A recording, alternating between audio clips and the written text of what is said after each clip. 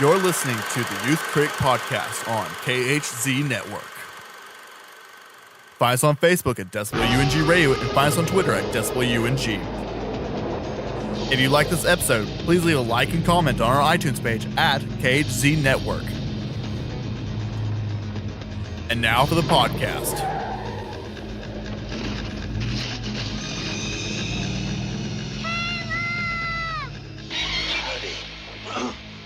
Separate your head from your shoulders. Do it fast. All right. Good times roll. Woo! No! You might as well just kill me then, too. Caleb Colton no longer belongs to our world. We'll give him a week, see if we can call him one of us. He belongs to hers. But you have to learn to kill. He belongs to theirs. I don't want to kill. He makes you kill tonight. And they all belong to the night. It's 3 hours short for a bus ticket home. Hello, everyone. Welcome to the Youth Critic Retrospective. I am your host, Cale Smith. Joining me today is Diego Crespo. Hello. Thank you for having me. You're welcome.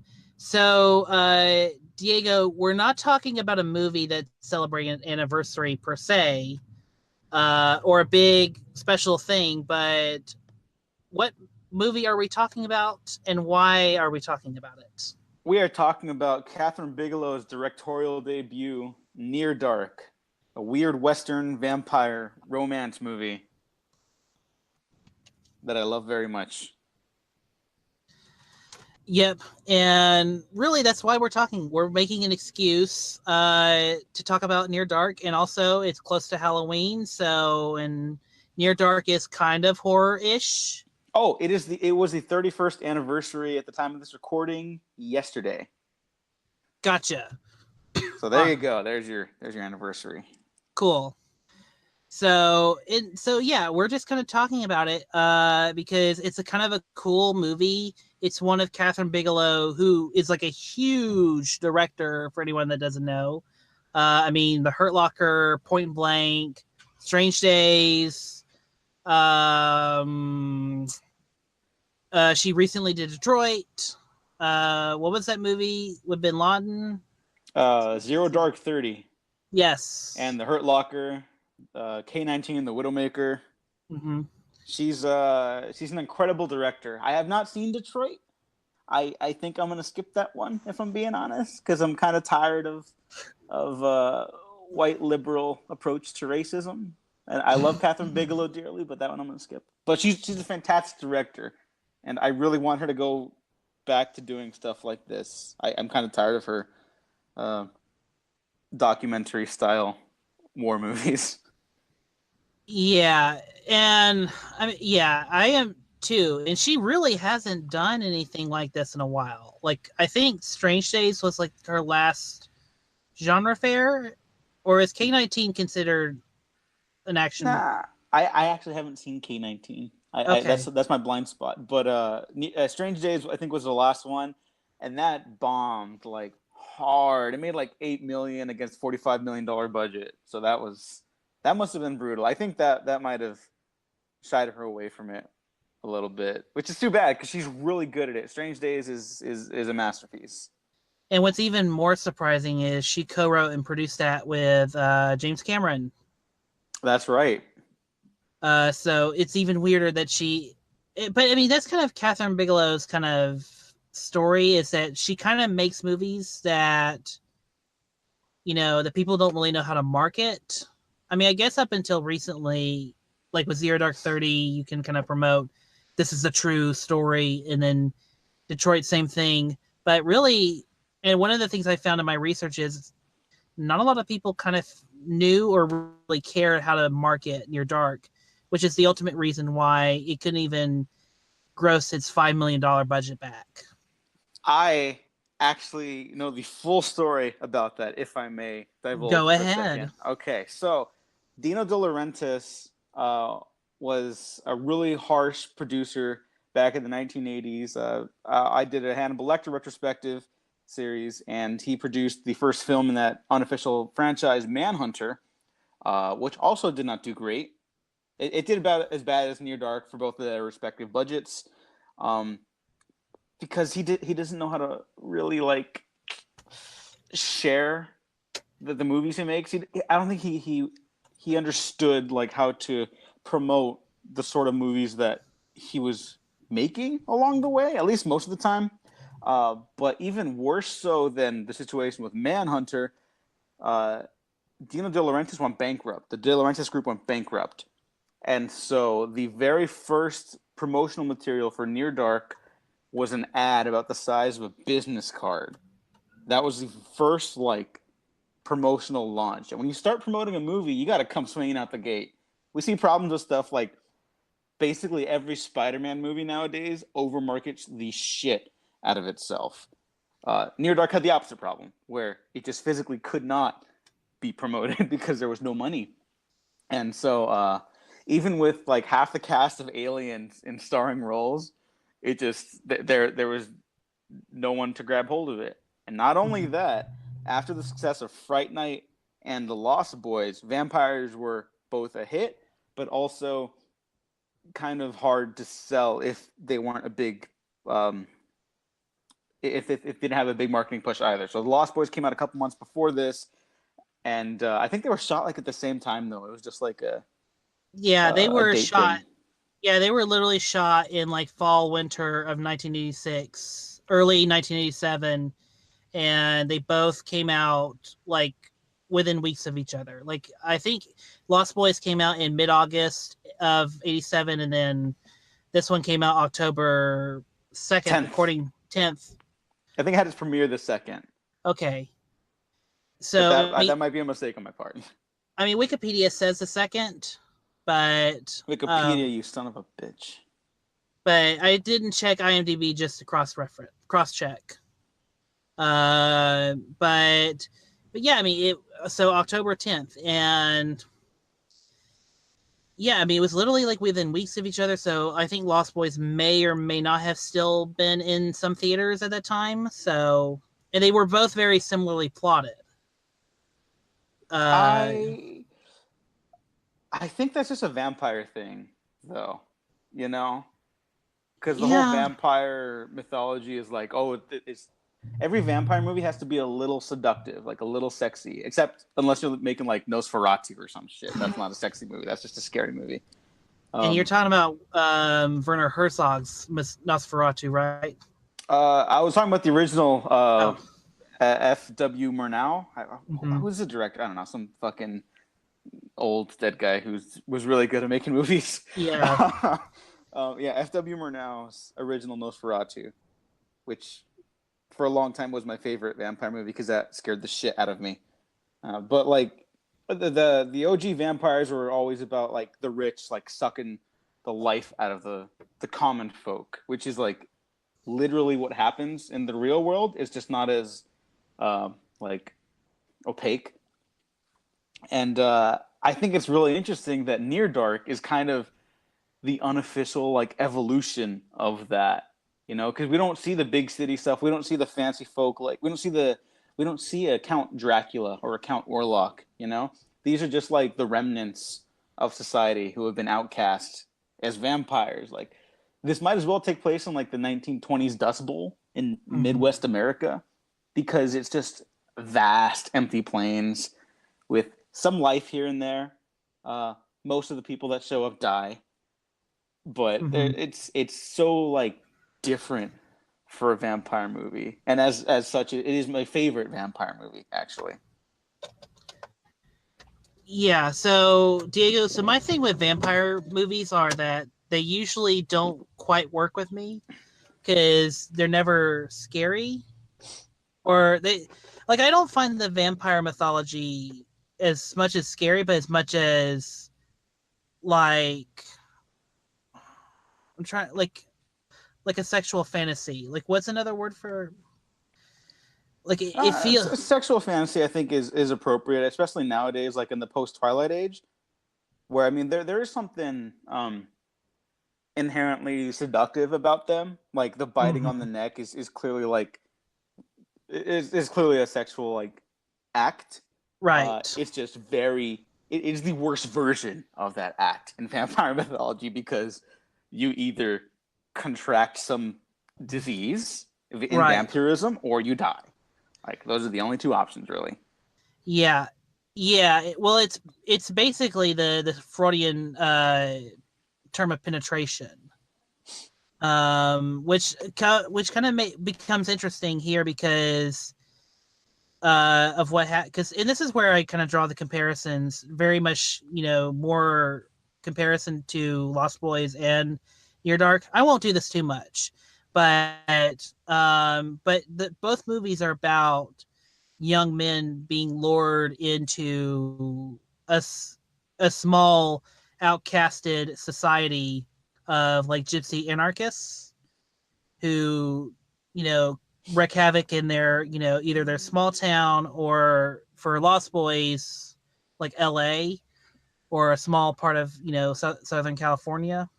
And they both are looking for, and both male antagonists are looking for like a cure or a way out of their suffering from being lured into and penetrated by this group. So I know it's I know, but I think Near Dark does it better. I think Near Dark does it better because Catherine Bigelow, what she does brilliantly here is she immerses us into this group. Like each character has their own characterization. Yeah, that's something I really loved, and I love The Lost Boys. It doesn't even touch like Near Dark. There's no world where that's true. Like some people will say that, and you are entitled to that wrong opinion. I don't remember any of the other Lost Boys other than Kiefer Sutherland. Yeah, like it's a flashy, fun, seductive vampire movie that's very 80s. This could take place in any time period that is not present day. This could be a post-apocalyptic fairy tale. There you go. And it would make just as much sense. Well, and it helps that, not much has changed in the Midwest as much as like development. So, I mean, you really could set this in any kind of time period. They probably set this in modern time just because it was like the cheapest way to go.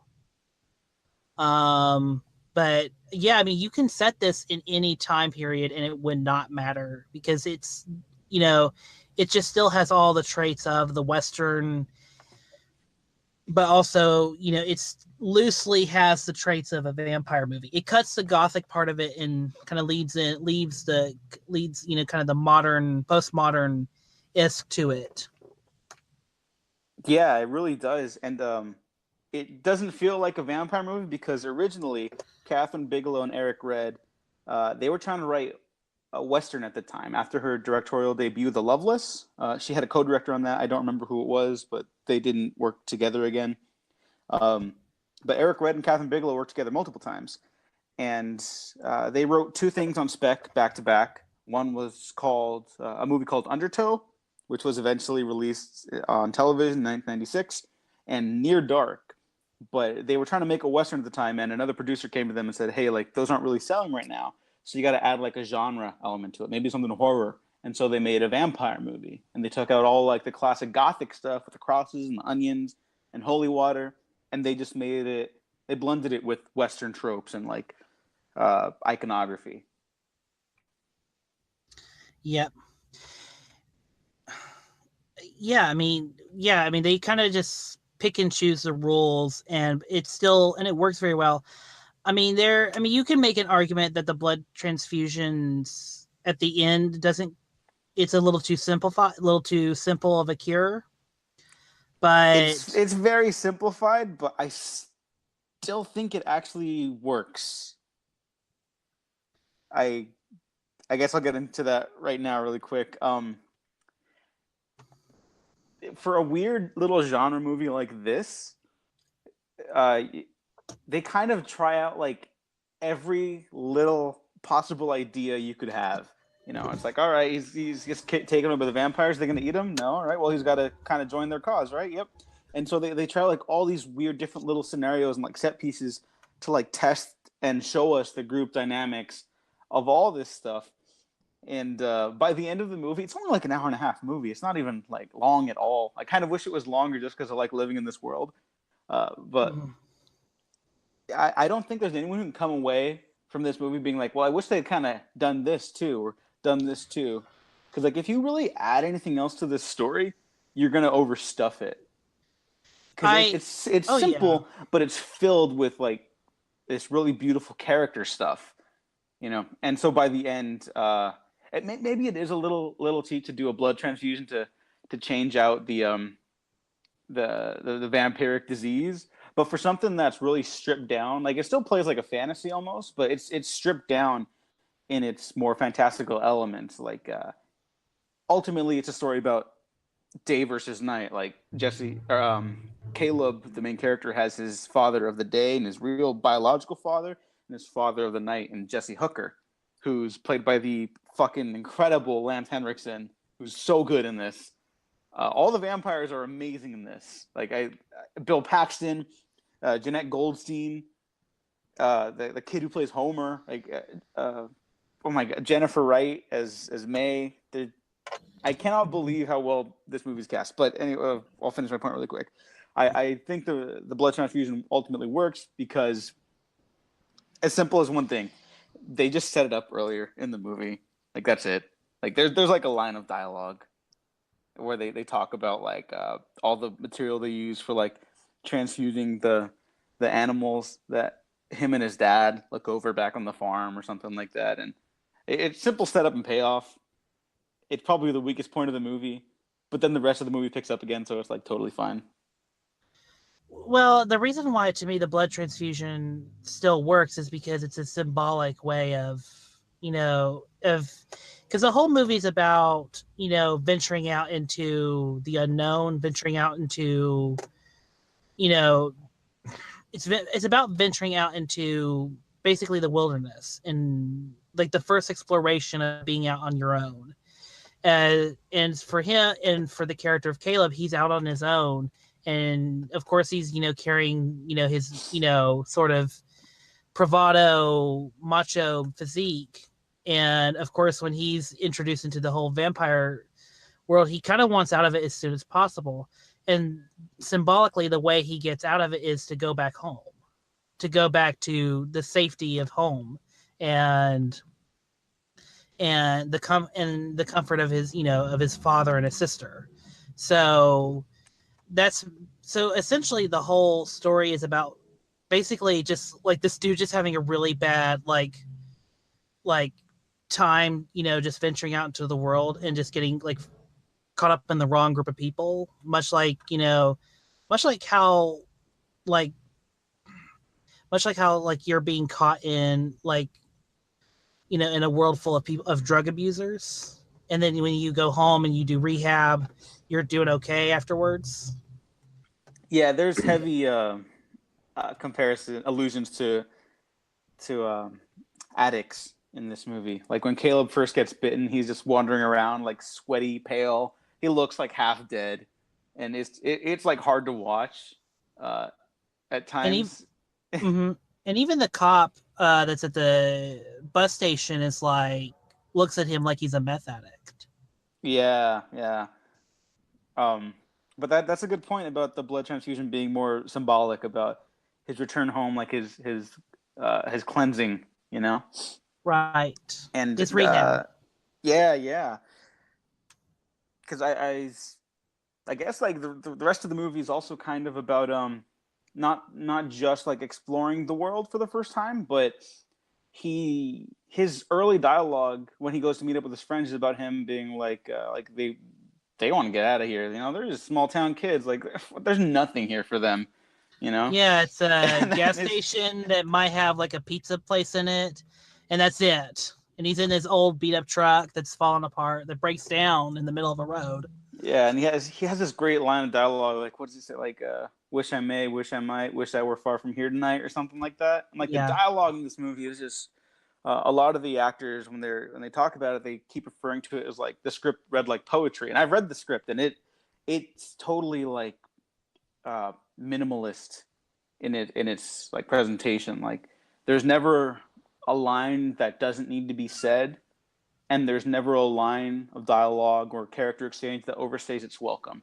Right. So it's almost like bare minimum, but it's filled with history and richness, you know. Oh yeah, I mean, well, and it helps that that Bigelow really wanted to emphasize on visuals, much like what was her targeted thing before, or what she was used to as an artist before. So it helped that So I think she really leaned more when she co-wrote the script with Red to basically lean in on the visual language of the movie, the cinema techniques, and trust in actors to basically give characterization without Expository. expository. I've been having trouble with that. No, it's a fucking weird word. Fuck exposition words. Yes. Exposition sucks so much. Even the words exposition suck. I don't know why I'm having trouble. Usually I have good times or a fine time saying it. So the word. Yeah, the word. When you don't have to. Basically, what I'm trying to say is these characters don't have to be characterized through dialogue, or they don't have to say who they are. They don't have to talk about what they are. You see it in their You see it in their characterizations. You see that Bill Paxton is basically the wild card.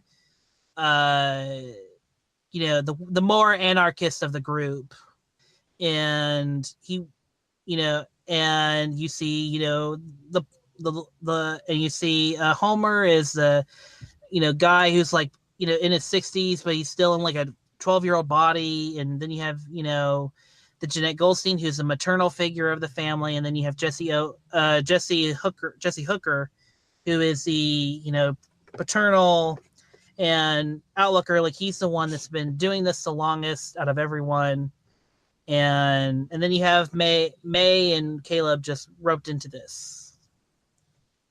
And I love the weird histories that they all have. Like you can kind of tell like what time periods they're all from almost.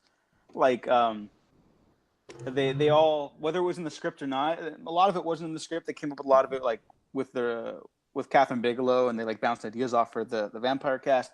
But like Jesse Hooker, he's from the Civil War, obviously, right? And he says like he fought for the South and he lost. Then on the inside of his coat is stitched the Confederate flag. And it's just little things like that. Like you either notice it or you don't, but it really adds to the performance and the movie if you do. And like how Bill Paxton's like, he has no, like everyone kind of has like their own inner battle going on with like their vampirism and like how it's all cool and exciting. But then like daylight comes and like, fuck man, like we got to do this again. Like it almost like weighs down on them. But Bill Paxton, with like the exception of having to be asleep during the day, he's like, fuck yeah, like I'm a vampire, I'm just gonna wreck shit, like that's so fascinating to me. Because I mean, as long as he stays away from fire and sunlight, he's okay. He'll live forever. Yeah, and he's the only one that like loves it. And I really love Jenny Wright's character of May, because she's the only one that isn't like a full-on like psychopath, but she's also got like this she's also got her own way of luring people in. Like they're all just flat out murderers, and they kind of play with their food. She kind of does too at one point. Like we see her at the bar when she's slow dancing with the guy, and then she tells Caleb, go get him. But like you kind of see her methods throughout the movie. When she lures in Caleb, she's eating a snow cone, just out in the middle of the streets, and she's the calm one. She's the more nurturing one, I think, apart from Jeanette Goldstein's character. Yeah, Diamondback's not really nurturing. You see her like on occasion be like that, like when sunlight starts pouring into the motel room, and she like calms Homer down, the young old man. Yeah.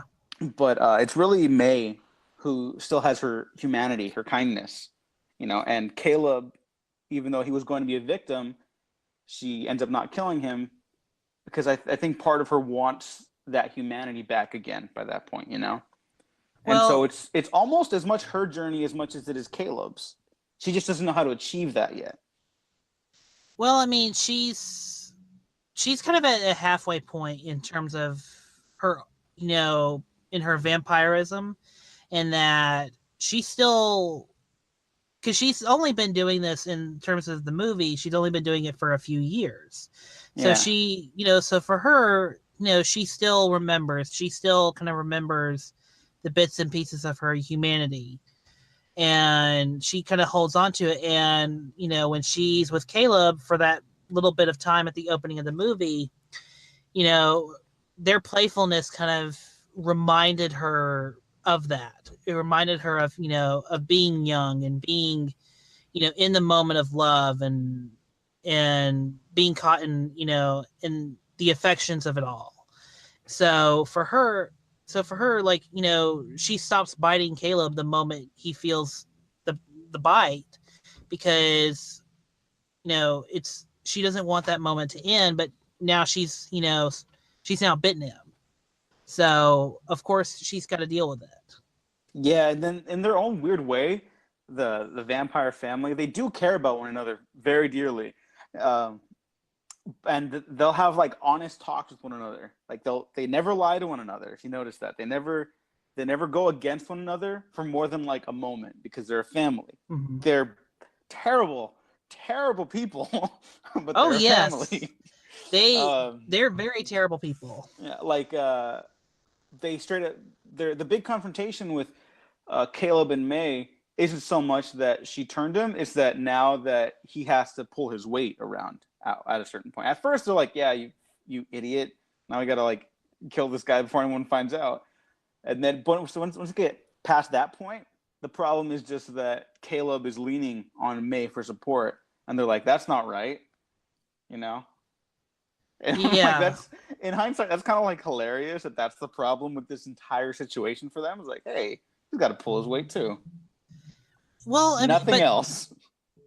But there's a good point to that, because she just can't, like, she can't physically do this for the rest of eternity. Oh no, yeah, for sure. But then, just the situation of them being like vampires and murdering people, it was like, oh, that's fine. It's just like, hey, he's not pulling his weight around here. Tell him to pick himself up by his bootstraps. Yeah, it's a very much like this, like, I lost it, but it's very much like this. It's very much like this outlook of, once you're with us, you got to, pick up the weight, you got to, pick up the mop and start mopping the floors. It's like the moment you start working, it's like, that's fine. It's great that you're getting paid, but you actually have to do something for it. Yeah. But in a logical sense, it all works. Like, it all makes sense, because, you can even see it in the scene, like in the second scene where he's just sucking on her, that it's literally taking an effect on her, that he's sucking her blood. Yeah, because that's going through her still. And like, they're dead, but they still need like something to survive. And I thought that was like super fascinating. I could tell where True Blood got a lot more of its ideas now from. And Twilight. A lot of movies are inspired by this. Or a lot of stuff is, which is so odd. Because it didn't make any money. It's like, but everyone who finds out about it after is like, hey, that was pretty dang good. Yeah, and on top, the reason, not only did it not make any money, but it's that it's not like readily available. No, yeah, it's crazy hard to track down. Like, Lionsgate had to distribute it because there was no Dino De Laurentiis group to distribute it at this point. I think they went under for a couple years and they came back or something like that, or they had to like lay low, but they definitely couldn't distribute a fucking movie on DVD or Blu-ray. And both the transfers are terrible. I have the DVD, I have the Blu-ray. The awful transfers that do not do service to Adam Greenberg's incredible cinematography. For those who don't know, Adam Greenberg shot both the original Terminator and Terminator 2. His last movie was Snakes on a Plane. But Near Dark was, according to Catherine Bigelow, the last movie that he operated the camera and lit himself. And you could tell that Adam Greenberg shot this if you've seen the first Terminator, because the nighttime sequences look exactly the same. And that is not a criticism. He does stunning photography at night. He's also gone on record as saying that he loves working at night more, even though it tends to be more like stressful, because people are meant to be asleep at night. You Well, could be. yeah. Everyone was totally game for this movie, but even like at a certain point in interviews, you could see that like the nighttime took like a toll on them. But he likes working at night because you have more control over your environments more. You could tell where the light's gonna come. You don't have to make compromises like during the day, which if you shoot outdoors and not on sets can be very stressful. Well, I mean, that's just filmmaking in general. Like, if you can control the lighting, you can really, come up with some really cool shit. Like, that's why a lot of movies look very good at night versus in the day. I mean, there's some great movies that are shot in the day, but still, a lot of great movies look fantastic at night because someone like Adam Greenberg can come in and make it just like visually appealing. Yeah, there's something about the way he shoots streets. He's really good at shooting empty streets with the wet pavement. Like, it's a classic thing people use for texture just to make the nighttime a little more lively. It's a Going cool all the way magic back trick. to Walter Hill and Michael Mann. They used to do that a lot with their Michael Mann still fucking does it. But Adam Greenberg makes it look just like stunning and romantic. It's a very romantic movie. Like, there'll be just sequences where Caleb and May are just talking to one another, looking up at the night sky, and with Tangerine Dream score like swelling in the background, and it's a beautiful movie, like inside and out. Oh yeah, very beautiful. And let's segue into. Do you want to segue to Tangerine Dream? Oh fuck yeah! So, I love the score for this movie. It's action when it needs. It's perfect action synth when it needs to be. But the love theme, or I guess May's theme, when you brought it up, like when Caleb and May are just sitting, in the empty industrial field, just talking and looking at the stars. It sounds incredible. It works with the images that's happening on screen. Yeah, it's like the perfect score, like just the perfect movie score, because it doesn't overbear on anything. It just builds upon what's already there, and you get caught up in the moments with them, because by the midpoint of the movie, Caleb's like totally forgot about escaping the vampires. He has nowhere else to go, right? Because he can't survive without the vampirism. Well, he doesn't know any other way.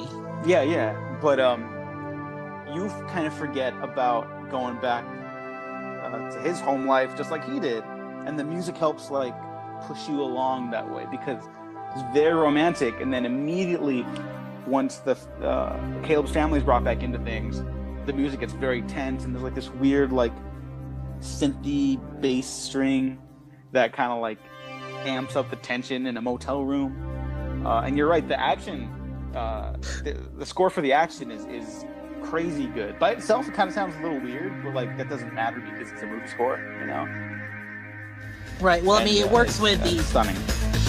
Yeah, it is a little weird, but it works with what you're seeing because it's edited so perfectly. It's synced very perfectly with what's going on. Yeah, Tangerine Dream also scored Michael Mann's Thief and William Friedkin's Sorcerer. They are an incredible German electronic group that don't really score movies anymore. I think they scored something recently, but I don't know what it is. Oh, Grand Theft Auto 5, which has a very good score. And they also did a remix of the Stranger Things theme, which is pretty cool. Everyone should go check that out. It is. But, it's very good. And I want them to do more weird genre stuff. They should reteam with Catherine Bigelow and do just a weird $5 million budget movie. Like Near Dark? Like Near Dark, yeah. It doesn't need to be vampires, maybe werewolves. There needs to be more werewolf stuff, I think. I don't know. Zombies. Bet you make a killer zombie movie. Yeah. Or well, no, never mind. I was about to say the zombie genre, but that's getting played out too much right now. So, but yeah, I wish they would do more stuff. I was hoping with Suspiria that they would, like, Luca Guadagnino would go to them, to like Tangerine Dream, Like that pairing would have worked so well. Oh, that would have been great. But Radiohead ain't no slack. Yeah, yeah. Thom Yorke is pretty good, so we'll stick with that. That's not like that's not like a bad downgrade. Yeah, no, at all. not at all. But yeah, that's what I hope. I hope more stuff like Radiohead and Tangerine Dream, they get to do more scores, because especially now that synth is kind of coming back, because everyone's all like nostalgic over 80s stuff. Yeah, I think that's gonna get burnt out pretty soon, because I just watched the Summer of '84 and I'm like, oh, we're tapping out of that now. Okay, I see. Oh yeah, Summer of '84. That's a real bad movie. Yeah, it is. But I want that industrial synth stuff to kind of stick around, because it does add something different that you don't see in a lot of movies. Like Doctor Strange almost kind of has it during the end credit scenes. I'm like, hey, that's kind of neat, And like I want movies to just do whatever they need to be the best version of themselves, Right. And Near Dark is clearly the best version of itself. It's big and romantic, and it's not very scary, but there's a lot of great like body effects at points and stuff. Like when Caleb gets shot in the gut, and the squibs like actually impacted Adrian Pasdar like at the wrong time when he was breathing. So when he's like struggling to breathe, that's really him struggling to breathe from the pressure of the squibs. Mm-hmm. And it looks fucking great. But I wanted to ask you, so why do you maybe we covered this already, but why do you think it's still there's this big problem of like releasing it commercially? The money wasn't there when it was released. It wasn't made for very much, but it also didn't make very much. The original production company is still struggling to make things financially successful. The Dino De Laurentiis group, or I guess who is it? De Laurentiis Entertainment Group, they're not very active. And I was right; they were defunct in 1989. And I think now they just have like rights to stuff that you kind of got to work out for a while. So it's not readily available because there's no one to distribute it. I think Lionsgate had to distribute the DVD and the Blu-ray eventually, and so there's just no one to support it. And it never really is taken off, like even in cult circles, like I think we talk to people that are pretty into like low budget cult films pretty often, especially in our film circles, but so many people still just don't know about Near Dark. It never found a huge audience. It's finding more people now than ever before, but it's difficult to track down. It was. I mean, there's no good print released of the movie or good like Blu-ray or DVD of. It's kind of like gone into like the original Dawn of the Dead territory, because that movie also has like not had a commercially released updated version in like 10 years. Yeah. But shout out to the New Beverly. They had a 35 millimeter print of it back. This was tragically right after Bill Paxton passed away. And Adrian Pasdar came to present the film and have a discussion after. I missed this, unfortunately, and I will never forgive myself. You bastard. But the fact that it's at least still out there and it's not been like destroyed like possibly the original prints of Star Wars have, that bodes well for something hopefully in the future. It is available on Netflix in the UK, Mexico, Brazil, Ireland, Peru, Panama, Costa Rica, Bahamas, places like basically everywhere that's not America. And this feels like a very American take on the vampire mythology. So that's odd to me. It is. This is like it's the very most frustrating. I really want someone like Arrow or Shout Factory. I forget their names, but they're really good. Shout Factory is very good with their releases. I think they just did the Suspiria 4K re-release, right? A year ago, yes. Yeah, and that thing just is wow. It looks like it was projected instead of being played on a 4K player. Like that thing looks remarkable. And if Near Dark got a treatment that was half as good as that, I would be very happy. I'd be content entirely. Yeah, I saw the Suspiria 4K remaster at the Plaza last year. I actually saw it on the same night I saw Mother, which is one of your other favorite movies of 2017. No, but go on. but when I saw it, I mean, it looked like it was just shot like 2 days ago. Like, I mean, in a good way. Like it didn't look like.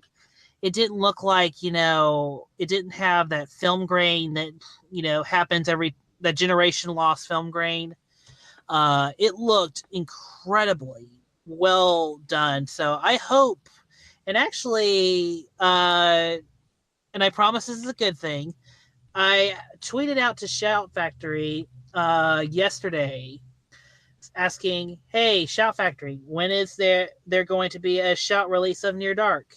And they responded to me during this afternoon saying, good one. We don't have the rights at this time, but you never know. Nice. So, oh my God, if they got the rights, I want to know what I need to do to make that happen. I want to know who I have to kill. I'll probably do it. Well, I mean, you'll probably have to track down the De Laurentiis group. They're just trying to make Cannibal come back. So I got to track down Brian Fuller. Got it. Okay.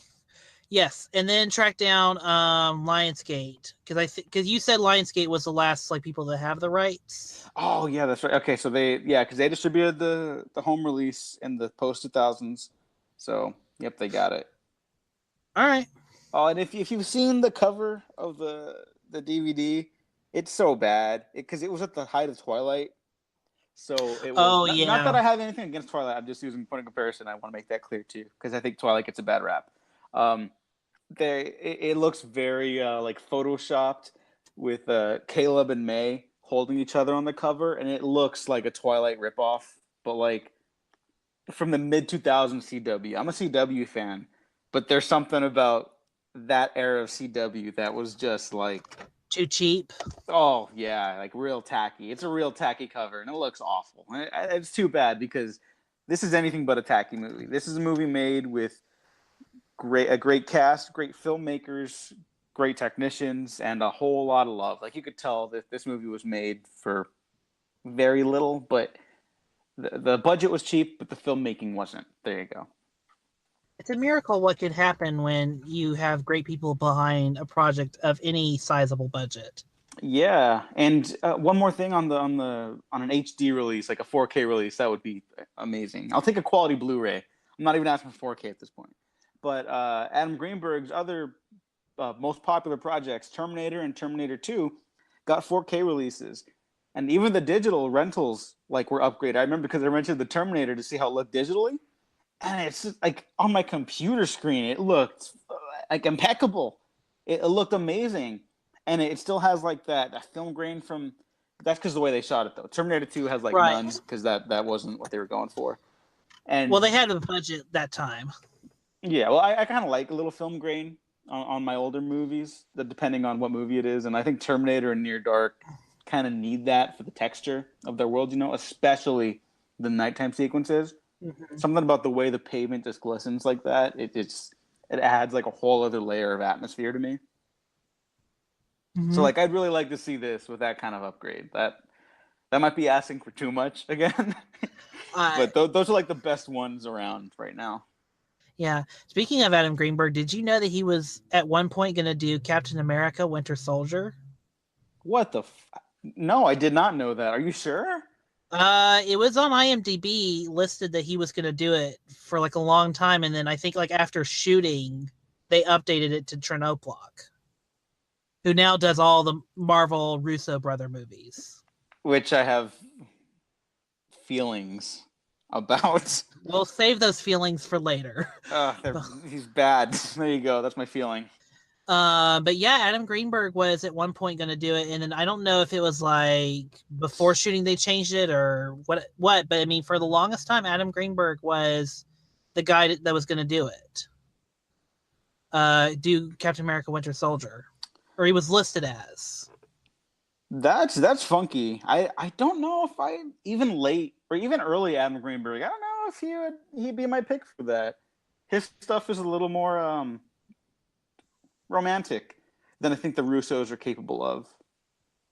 That not them against when they work, but that's so weird. I can't even imagine. That's like Roger Deakins working with Michael Bay. Like that just doesn't that doesn't compute in my brain, you know. But you would pay to see that. Oh yeah, totally. It would be like incomprehensible, but I'd love it.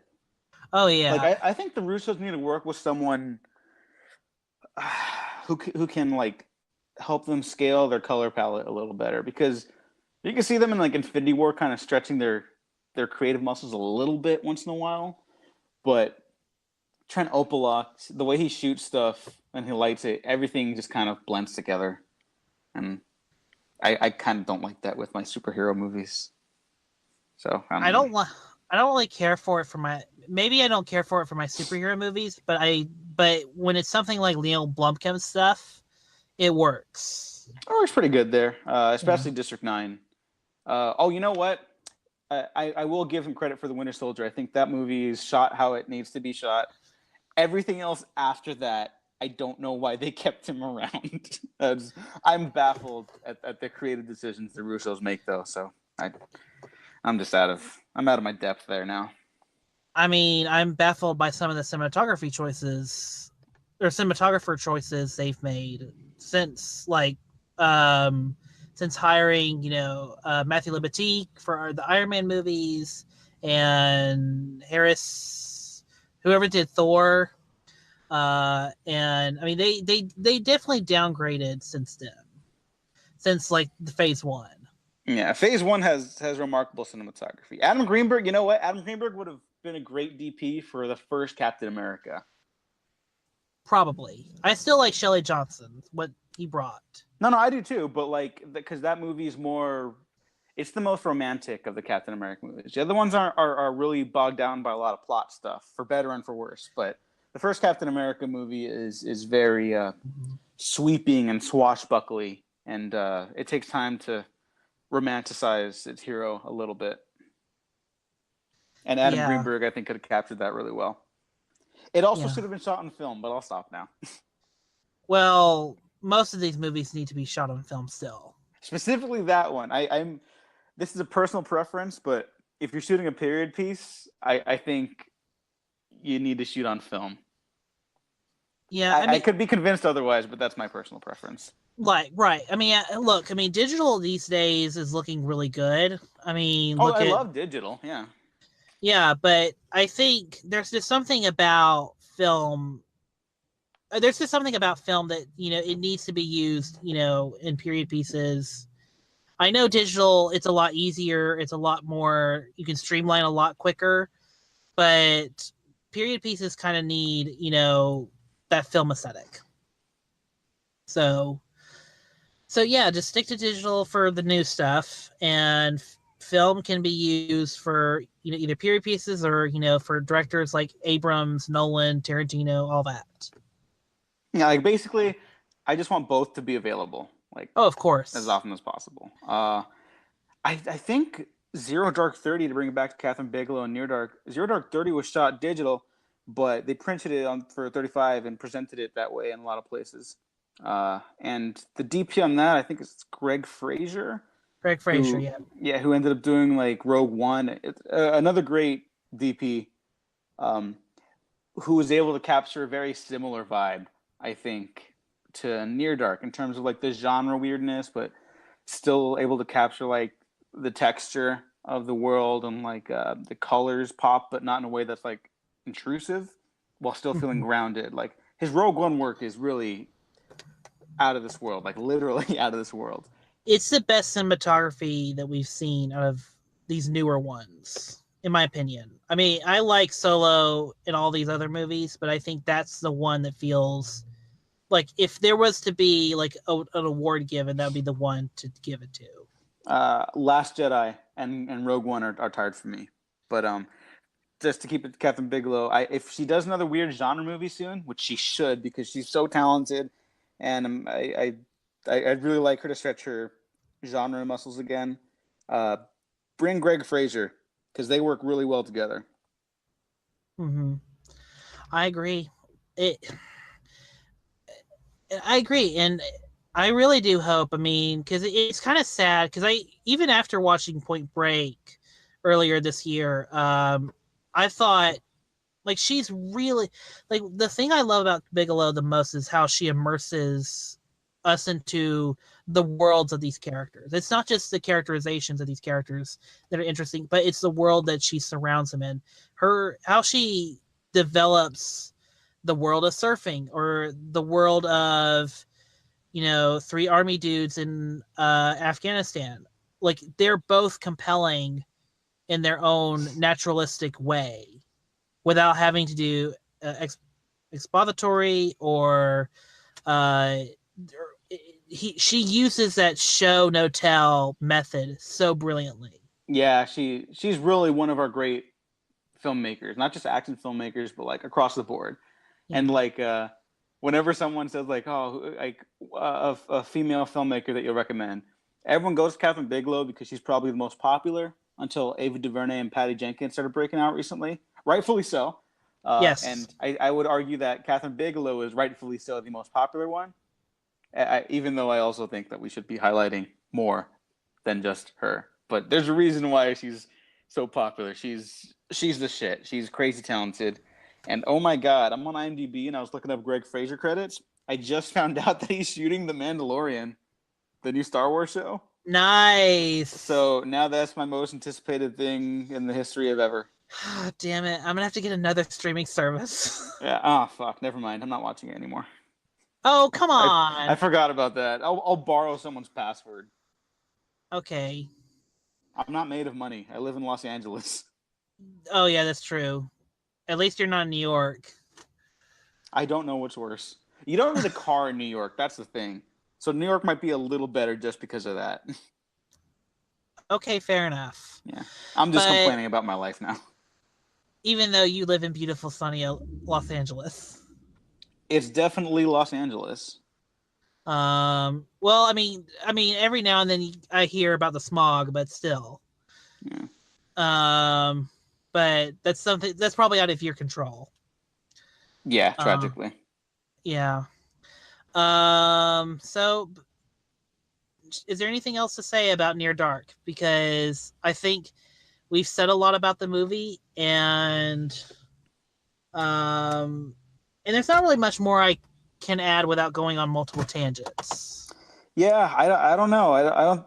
I think there's a lot to say about Near Dark forever and always because again, it's my favorite vampire movie, but nothing that like I could quickly excise from my system. Like I love Near Dark. I love the way it frames light against the darkness. I love the way they shot the sunsets and the sunrise at dusk. I love the way the streets are lit up romantically with the lights hovering in the background softly as May and Caleb kiss. I love the way the characters interact with one another. I love the uncertain ending where May is human again, but there's almost like this moment in the final shot where she's unsure of whether or not she even deserves to be human again. It is a perfect film. I love it dearly, and I will keep tweeting at weird Twitter accounts to upgrade the fucking Blu-ray release. Please do, because it's like the cheapest print DVD or Blu-ray right now is like $50. Like it's outrageous to pay for a Near Dark copy of this movie. Yeah, it's improbable. Yeah. And really that's the only probably good way that the cult following will grow is if one day someone releases like a Blu-ray or 4K remaster. But you're right though, going back to that ending, like, well, it's kind of going back to that addiction allegory or drug addict allegory in that, she's probably looking at, the full scale of things now that she's human and rehabilitated. And she's looking back at all the things that she's done. And she probably has that guilt. now that she's back to being her. So it's a good ending to leave on, because you see Caleb, like, he's all pure and nice, pure and happy, and she's like, I have killed multiple people. I gotta sit and think this through now that I'm normal again. Yeah, the weight of those decisions must, like, I'm glad there's no sequel. For fun, Eric Red came up with like a 25-page treatment. I think it was for like Bloody Disgusting or someone like that. It was just a fun Halloween thing. Mm-hmm. And there's, even with that lingering question, there's no more story to tell with Caleb and May. And so I'm glad that it ends on such a story a is different over. note. Yeah, the story's over. The story's over. Their story is over. I'm very glad about that. And that ending is just, it's perfect. I mean, it's ambiguous enough to where you can imagine a very happy ending. They just, live on the ranch and just kind of try and forget about everything. And move on. Or you can be a cynic and be like, or you can be a cynic and she kills herself over the guilt of killing multiple people. I wasn't suggesting that. Holy shit. Yeah. Either way works, but yeah. But yeah, so I really love Near Dark. It's and I'm actually happy you brought this up. I saw the movie a year ago for the first time, but I'm glad you brought it up however many times on Twitter, because I still bring it up too many times on Twitter. Yeah, well, that and Manhunter, and I still gotta watch Fright Night. That's still on the list. Still on the list.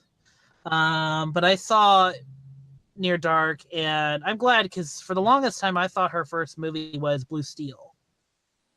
So to find this and be like, oh my god, Catherine Bigelow did a vampire movie, like, I gotta watch this. So this was an interesting treat a year ago watching, and then rewatching it last night, just being absorbed into the flavors of it. Just greatness. Oh, I'm happy to have shared this with you. Thank you. Well, thank you.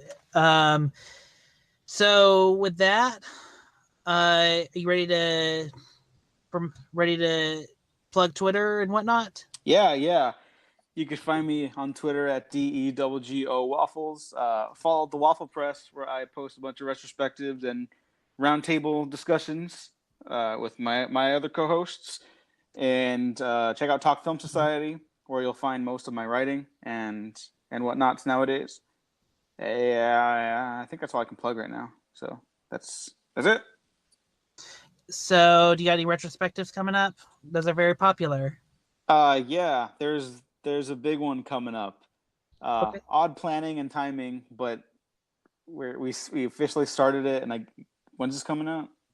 Either tonight or tomorrow. Okay. Well, I'm still gonna hold on to what it is then. Okay. Because it's a very exciting one. All right. I can't wait, and so can a lot of people also can't wait. So Thank you. Yeah, all right. Well, you can, for my plugins, you can find me on Twitter at MovieKale. You can also follow the show at the Youth Critic for updates and whatnot. And you can also follow the channel that distributes this podcast at KHC Network. Please check us out. Leave a comment, subscribe, tell us how we're doing. Tell us if Diego is wrong on everything Alien Covenant. Absolutely not. Or tell him that he's absolutely right about Manhunter. Yes. But please tell us something. Tell us something. The more comments, the more subscribers, more everything helps us out in the long run. We are going to do a few more retrospectives. We will at some point, maybe like the week of Suspiria coming out, we will do a retrospective on Suspiria and the other two movies in the Three Mothers trilogy from Dario Argento. But we are definitely either next week or the week of the 19th, we are publishing or releasing our retrospectives on George A. Romero's Night of the Living Dead series, and that will be kind of like our quote unquote franchise we review for Halloween, because who doesn't love George A. Romero's political zombie movies? But yep, so that is it for the show. Thanks everyone for listening. We'll be back with you next time. You help me out? What are you on? Believe me, I told you. Just don't think of it as killing. Evening. Don't think at all. It's just something that you do night after night. It's only ever a question of how. You nervous? I would be too if I were you. Near dark. Could be your boys falling in with trouble. Check out time.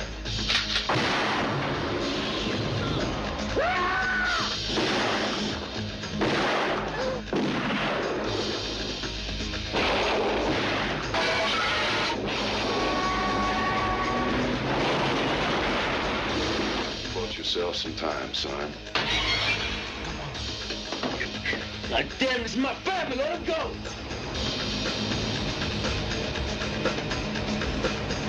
Near dark.